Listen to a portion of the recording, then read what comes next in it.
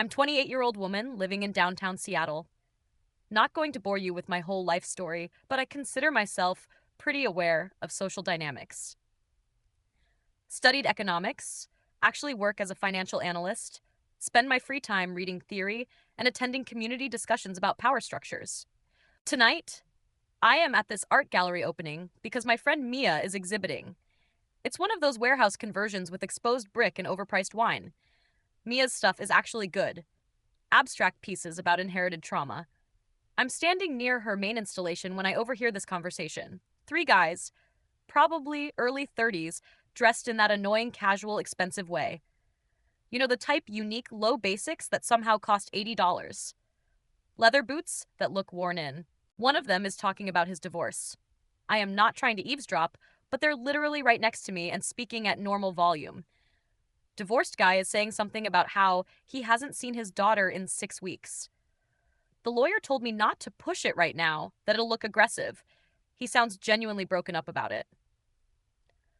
But here's the thing that immediately bothers me. His friends are nodding along, like this is normal, like it's just an expected part of life that you might lose access to your own kid.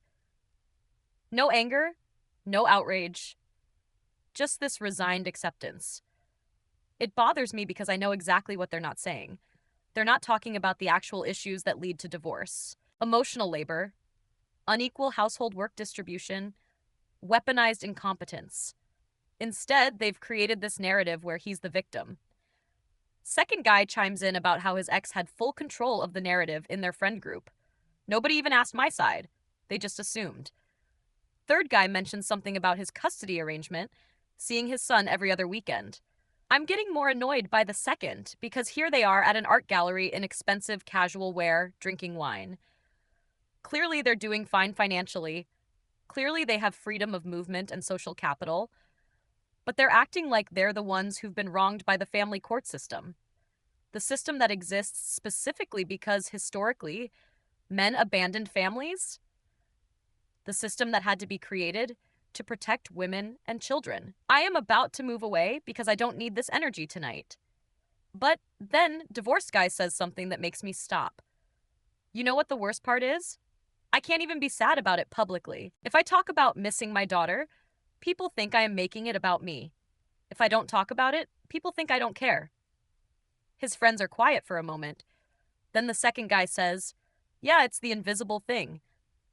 Like when my dad died last year, I took 2 days off work. My female coworker took 2 weeks when her mom died. Nobody questioned it. But I came back and my boss literally said, 'That's what I like to see. Dedication.' Like he was praising me for not grieving. Now, I am actually interested despite myself. Not because I think they have a point, but because this is a perfect example. A perfect example of patriarchy hurting men and them completely missing in it. They're describing patriarchal expectations of stoicism, masculine and gender roles that feminism has been fighting against for decades. But instead of recognizing that, they're framing it as some unique male struggle. I decide I need to say something, not to be confrontational, but because someone needs to connect the dots for them. I turn slightly and say, "Excuse me." I couldn't help overhearing. Immediately, I can see their body language shift. They get that look men get when a woman enters their conversation uninvited. This subtle closing off. This defensive positioning already proving my point about male spaces and gatekeeping. But whatever. I think you might find it interesting that what you're describing is actually patriarchy. The expectation that men can't show emotion, that fathers are secondary parents, that grief is weakness. Feminism has been fighting these gender roles for decades. I say this in my normal voice, matter of fact, not aggressive. Divorced guy looks at me for a long moment. Then he says, "I appreciate the input, but that's not really what we were talking about." Excuse me, what? We weren't talking about gender roles in the abstract. We were talking about our actual lives. The audacity of this statement, as if theory and lived experience are somehow separate, as if the framework I just offered isn't directly applicable to what they described, right? And I am explaining the systemic context for your experiences, the patriarchal structures that create these exact situations. Second guy actually smirks at me. Do you always diagnose strangers' conversations at art galleries? Oh, so now I am the rude one. I am the one who's being inappropriate. Not them. Loudly discussing their divorced guy problems in a public space. I am offering perspective that might be helpful. These issues don't exist in a vacuum. Third guy who's been quiet finally speaks. Can I ask you something? And I am genuinely asking, not trying to start anything. I nod, willing to engage in good faith. When you hear me say I miss my son and I only get to see him 4 days a month, what's your immediate assumption about why that is? It's clearly a trap question, but I'll answer honestly. Without knowing the details, statistically, custody arrangements reflect caregiving patterns from the marriage. Mothers typically perform more childcare labor, so courts recognize that established bond. He nods slowly. Right. So your assumption is that I wasn't an involved parent. No, I am saying that's what the statistics show in general. I am not making claims about your specific situation. Divorced guy cuts in. But that's exactly the problem. You're applying a general framework to individual experience. What if he was the primary caregiver? What if I did all the night feedings and diaper changes? The framework you're using doesn't have room for that possibility. This is such a dishonest argument. Obviously, individual cases vary, but we're talking about systemic patterns. You can't just cherry pick outlier examples and use them to dismiss statistical reality. Mia appears at my elbow. Thank God. Hey, you okay over here? She's looking at the three guys with this protective friend energy. We're just having a discussion about gender and custody. Mia makes a face. She knows exactly what kind of discussion this is. Sounds fun. I need to steal her for a minute, though. As she's pulling me away, I hear second guy say something. I can't make out the words, but his friends laugh. That knowing male laughter that's definitely at my expense. Mia brings me to the other side of the gallery. Please don't engage with the divorce guys. The divorce guys? Yeah, they're friends of my ex. Total menaced energy. They literally have a group chat called the Brotherhood or some cringe. Of course they do. Of course they have some pseudo-intellectual boys club. Probably sit around validating each other's victim complexes. They were talking about custody like they're the only ones who've ever struggled. Mia shrugs. Mark, the tall one, literally has his kid 4 days a month and pays like $3,000 in support. He was apparently super involved before the divorce, but his ex moved 2 hours away. I feel a tiny twinge of something. Not sympathy exactly, but maybe recognition that the situation is complicated. But then I remember that women move for safety. Women relocate because they need distance from their ex-partners. There's probably way more to that story. I spend the next hour looking at art and chatting with other people. But I keep noticing the three guys. They're not being loud or obnoxious. Actually, they're talking to artists, asking thoughtful questions about the work. Divorced guy spends like 15 minutes in front of a piece about father absence. It's by a black female artist. Really powerful stuff about generational trauma. He's just standing there really looking at it. Later, I see him talking to the artist. Can't hear what they're saying, but she's nodding. Seems engaged. Whatever. He probably thinks her work is about him somehow.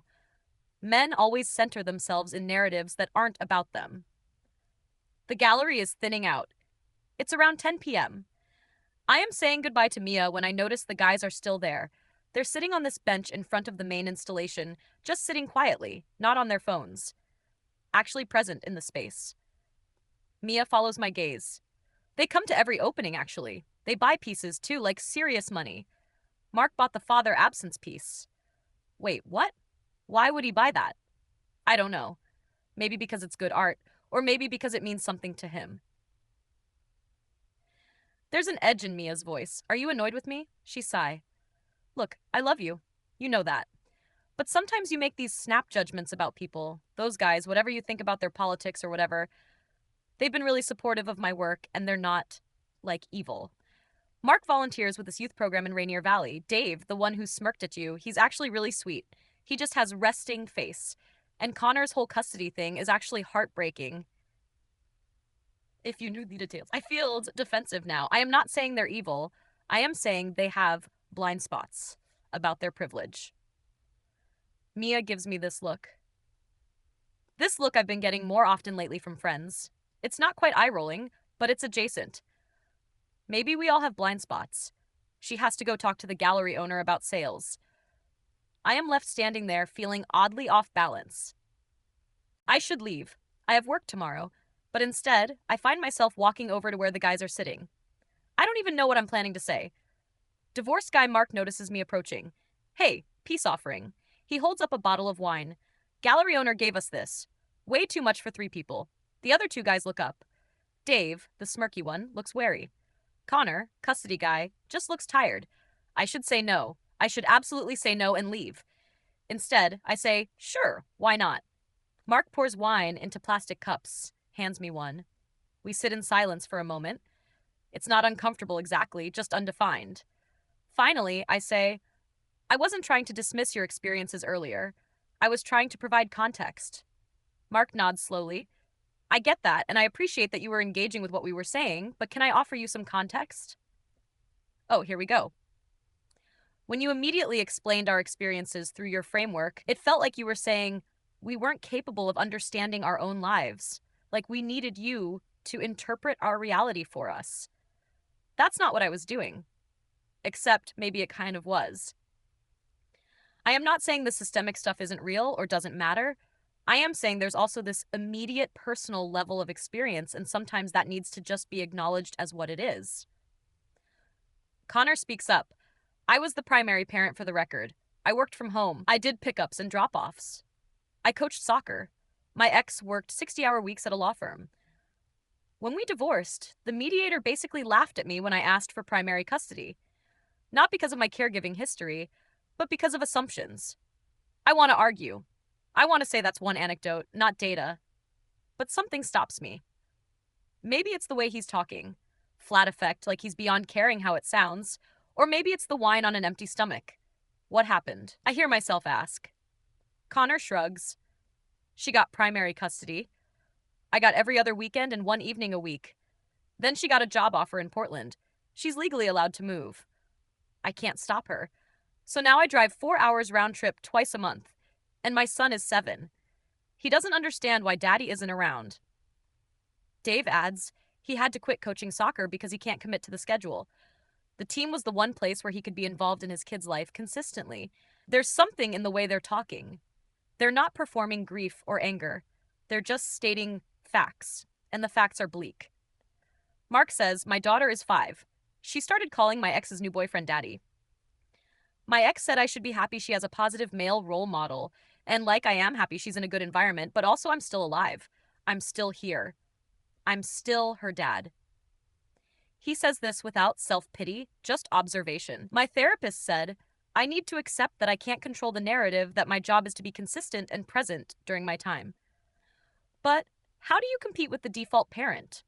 How do you maintain a relationship on 48 hours a month? I'm listening now. Really listening. Not formulating responses, just taking it in. Dave, who I dismissed as smirky and rude, starts talking. I don't have kids, so my is less heavy.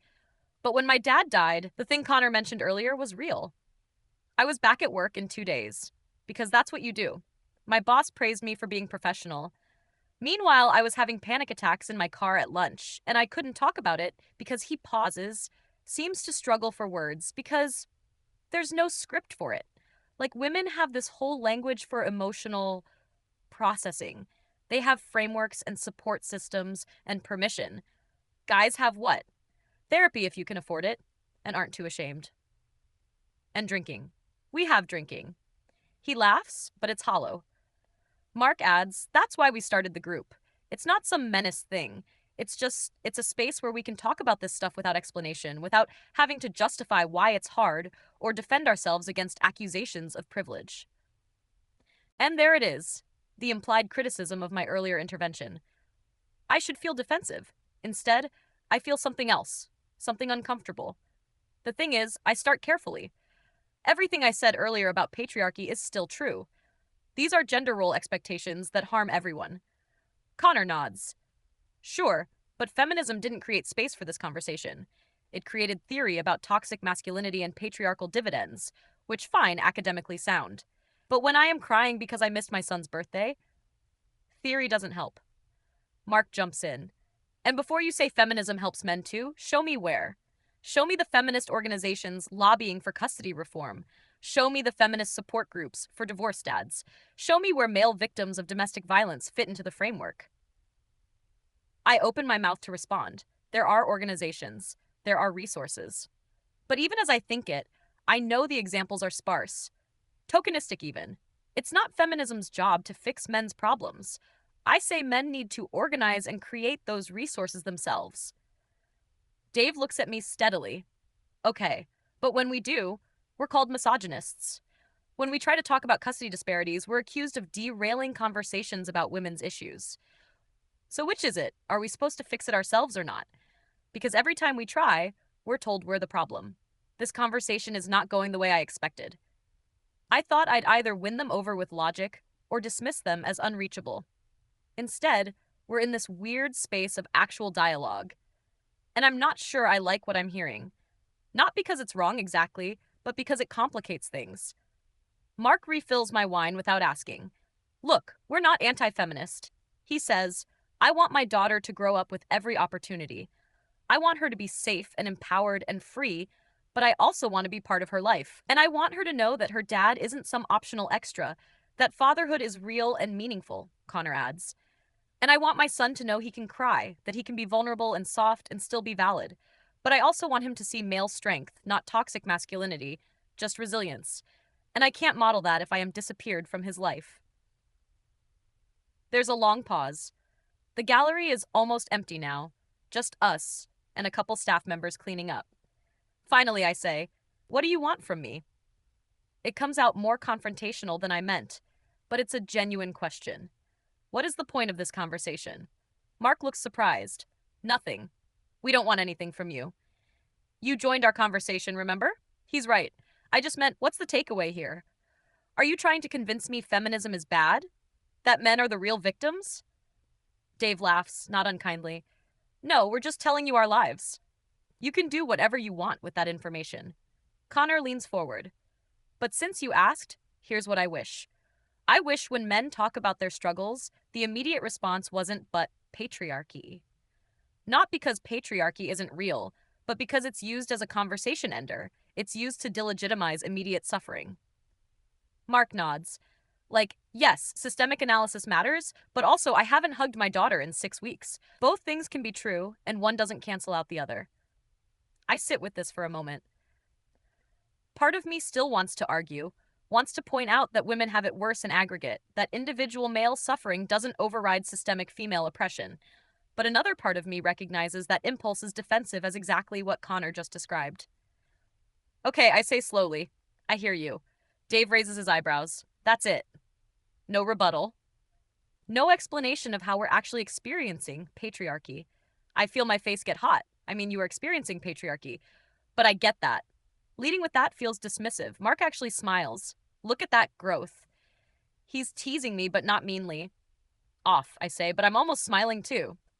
We sit there for another minute. Then Connor says something that shifts everything. Can I ask what you get out of it? Out of what? Out of the framework. Like, what does it do for you to immediately categorize experience as patriarchy? I don't understand the question. It helps me understand the world. It provides analytical tools. He shakes his head. No, I mean emotionally. What do you get out of it? I genuinely don't know how to answer. I get to feel like I understand things, like the world makes sense. There are patterns and causes. Connor nods. And when you encounter something that doesn't fit the pattern, like 3 guys at an art gallery talking about custody and grief, oh, I get to feel superior. I don't mean to say it out loud, it just comes out. The 3 of them go very still. Not smug, not triumphant, just witnessing. I get to feel like I know more than you. Like I'm more aware, more evolved, like I have the answer, and you're just stumbling in the dark. Mark says quietly, and we just threaten that by having experiences that didn't fit your framework, by not being grateful for your explanation. I feel something cracking open in my chest. It's not pleasant. I do this with everyone. I hear myself say, not just men, everyone. My sister, my mom, my friends. I'm always explaining, always providing context, always positioning myself as the one who really understands. Dave says it's a kind of control. If you can explain it, you can manage it, you can feel safe. Who the pooh is this guy? What do you do? I ask him. Therapist, he says, of course. That's why you smirked earlier. You knew exactly what I was doing. He shrugs. I see it a lot. The need to systematize experience, it's not gender specific, but it is a way of managing anxiety about chaos. Connor adds, the thing about our situations, custody, grief, whatever, it's chaos.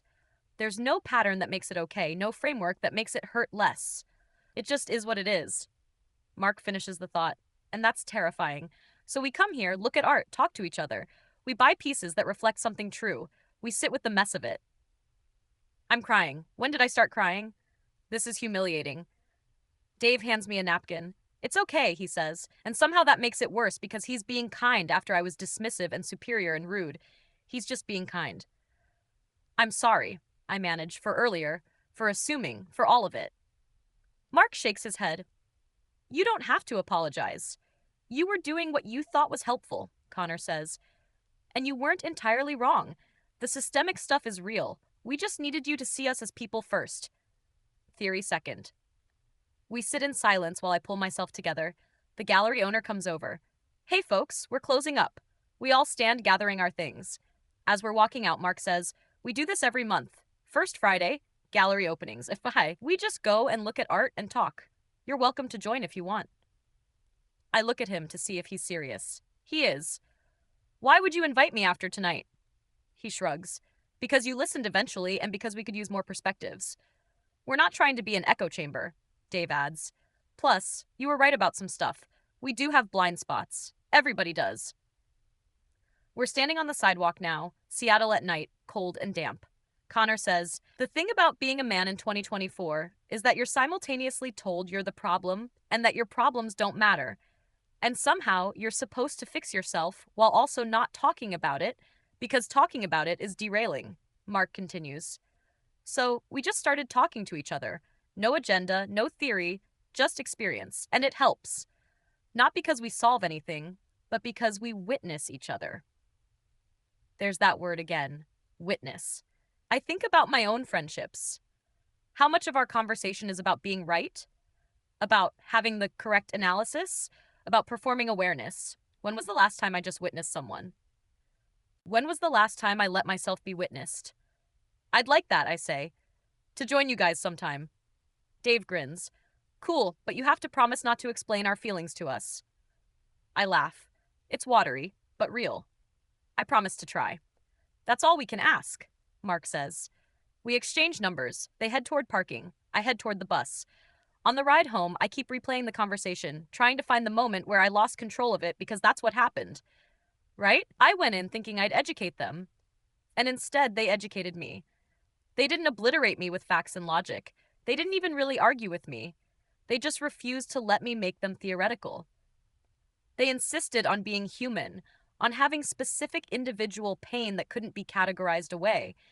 And somehow that was more devastating than any argument because it revealed what I've been doing, not just tonight, but for years. Using theory as a shield, using frameworks to avoid actual connection, staying safe in my superior understanding. My phone buzzes. It's Mia. So, you spent an hour with the divorce guys. Want to tell me how that happened? I type back. I think I just got my ass handed to me, and I'm not even mad about it. She sends back a laughing emoji. Character development. I get home, pour myself water, sit on my couch, my cat jumps up, demands attention. I pet her and think about everything. About Mark, buying the father absence piece. About Connor, driving 8 hours a month to see his son. About Dave having panic attacks in his car. About how my first instinct was to explain their pain to them, to fit it into my understanding rather than just letting it exist. I think about all the conversations I've had like this, all the times I've been so certain, so sure of my framework, and how that certainty has maybe cut me off from actually seeing people, from being changed by encounters. My phone buzzes again. It's a number I don't recognize. Hey, it's Connor. Mark gave me your number. Just wanted to send you this. It's a link to an article about family court reform written by a woman. Actually, a feminist arguing for custody presumptions based on actual caregiving, not gender assumptions. Thought you might find it interesting, he writes. Not trying to prove anything, just sharing. I read the article. It's good, well-researched, persuasive. It's also everything I claimed didn't exist earlier. Feminist work on behalf of fathers' rights, except it's not framed as fathers' rights. It's framed as children's rights and equal parenting. I text back, "Thank you for this, and thank you for tonight. I needed to hear what you all said." He responds, "We needed to say it to someone who'd actually push back. Echo chambers feel safe, but they don't help." I sit with that for a long time. Echo chambers feel safe. Isn't that exactly what I've created? A theoretical framework that explains everything. Friends who share my analysis. Righteous anger at those who don't get it. It feels safe. But has it helped? Has it made me more compassionate, more connected, more capable of actual change? Or has it just made me more certain, more rigid, more alone in my correctness? I think about next month's gallery opening, about showing up and listening, about letting people be complicated, about witnessing instead of explaining. It feels vulnerable in a way I'm not used to, like I'm giving up some kind of power. Except maybe the power was always an illusion. Maybe real power is in connection, in being changed by other people, in admitting you don't have all the answers. I finish my water and get ready for bed. Tomorrow I have work, normal life, but something has shifted. I can feel it. Some certainty has cracked, and instead of scrambling to repair it, I'm going to let it stay broken for a while. See what grows in the cracks. As I'm falling asleep, I think about Mark's daughter, about how he bought that piece about father absence, about what it means to stare at your own pain reflected in art and choose to take it home, to live with it, instead of explaining it away. Maybe that's what tonight was, an invitation to live with complexity, to sit with discomfort, to be wrong and survive it, to be challenged and grow from it. The last thing I think before sleep takes me is that I've spent so long trying to be right. I forgot how to be real. And maybe those three guys with their custody arrangements and their grief and their monthly art gallery ritual, maybe they just reminded me that being human is more important than being correct. And that sometimes the most radical thing you can do is just shut up and listen. If this confession kept you hooked, make sure to subscribe, like, and share. We share powerful true stories every day that explore the complex realities of life.